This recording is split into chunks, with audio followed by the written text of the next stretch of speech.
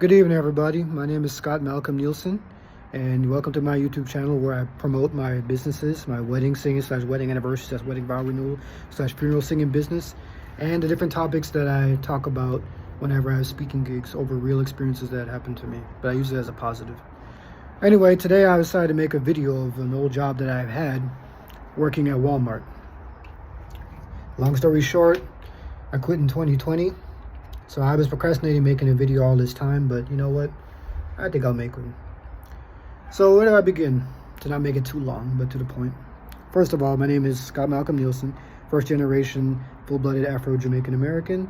I'm 35 years old. I didn't always make the best decisions, nothing illegal or anything, but I've made some life decisions that have resulted in me learning from them, as we all have done. Anyway, let me get back to this. So, where was I? Oh yeah. So I started at Walmart beginning of February 2017. I can't remember if it was the first week or the second week, but it was one of those weeks for sure. Anyway, started at that job. My first position was in Cap 2.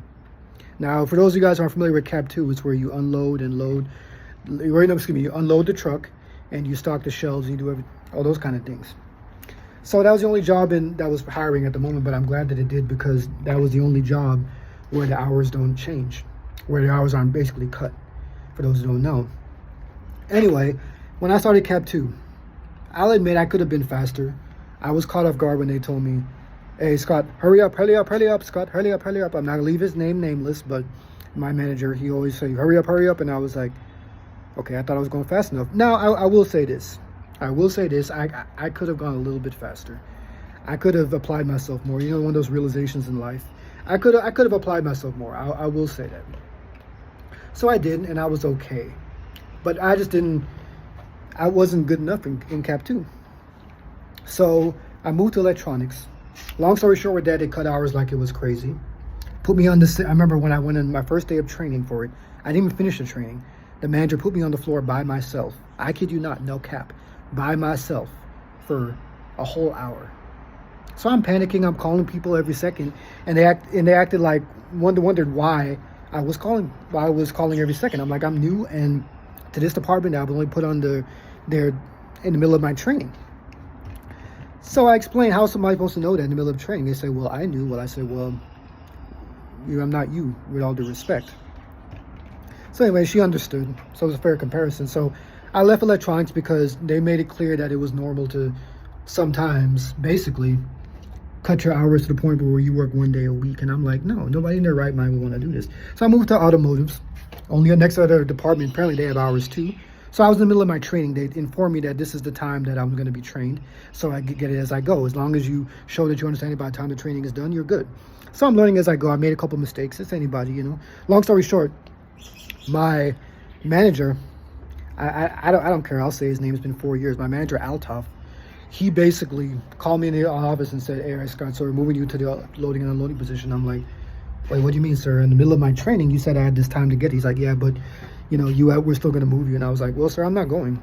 And he was like, well, you have to go. And I was like, no, I'm not. I already came in that position. I'm not going back there. And you said between my training, what's the point of firing me before the time you said I had to get it done, right? What's the point of doing that at the time frame before I was supposed to get it done?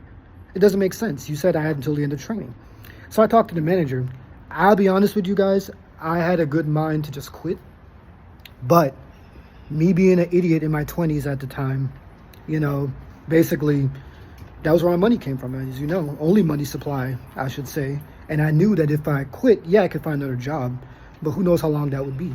And I'm not going to cap. The main reason, if not the only reason, to what I was thinking about had to do with me not earning any money. And I knew that if I didn't earn money, I couldn't go out every weekend. I can't go to the spots in my neighborhood that I enjoy, especially karaoke. I'm a karaoke kind of guy, as you can tell, the singing. But, so I knew no money would come in, and I knew I'd get another job, but I just didn't know when, right? So I didn't quit.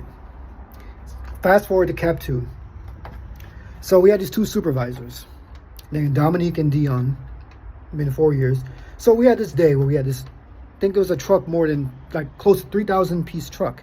And a new manager was out there. We're waiting to unload the truck. One thing about Cap 2, and for those guys who don't know, you have to wait until they unlock the truck before you unload it, right? So we're over here sitting down, just standing around waiting. And so they're talking about when the lead supervisor, excuse me, Dominique says, okay, guys, so this truck needs to be done within an hour and a couple of minutes. And I said, oh, we all laughed because we thought he was joking. He's like, no, I'm so serious. I was like, oh, man, you know that's impossible, right? So the moment I talk, he said, Scott, this is what I want to do. I'm like, but sorry, he's like, Scott, I don't want to hear this one. I'm like, well, sir, you're going to hear me. That's not possible for us to unload a big truck like that under an hour. And he was like, well, that's a policy. Scott, meet me in the office. I was like, so I literally did like this. After you. Because the way I feel right now, you're not going to disrespect me when I didn't do anything to result in you giving me disrespect. I was explaining. So I explained to the manager. The manager saw things from my point of view and his point of view. Basically told him not to give me a chance to basically speak. Sorry, it's been a few years, guys. So the rest of the trip, I'm in the truck with him, mind you, so I can't even avoid this guy. And I asked him a question about it. He's like, Scott, I want to talk to you. I want to talk to you. Well, another time I was the only person to get talked to. I was like, okay, well, don't talk to me then. The job won't get done. If you want to be petty. Next thing you know, he got upset. He's like, what'd you call me? I was like, you being petty. You being petty. Got called to the office again. Fast forward, go in there. Anyway, guys, stick around for part 2. This is part 1 of why I quit Walmart. Part 2 underway. Bye.